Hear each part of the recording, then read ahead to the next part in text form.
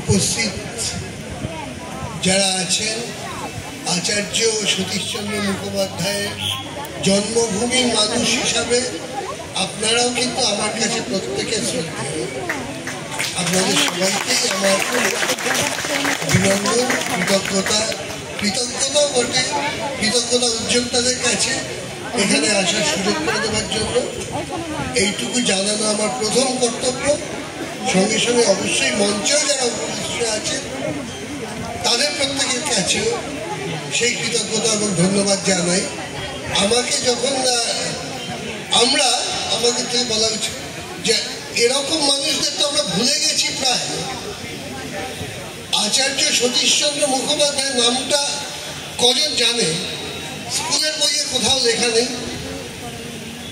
আমরা এখন অব্দি আমি যতটা জানি সারা পশ্চিমবাংলার ভিতর কলকাতা শহরে একটি মাত্র সরু রাস্তার নাম রয়েছে সতীশ মুখার্জি রোড।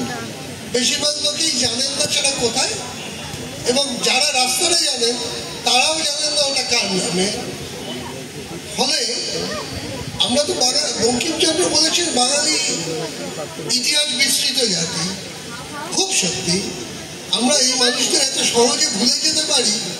সেখানে দাঁড়িয়ে আজকে আমার বিরাট গর্ব হচ্ছে এবং বিরাট আনন্দ হচ্ছে যে আপনারা কিন্তু ভোলেননি, তার জন্মভূমিতে তাই মনে রেখেছেন।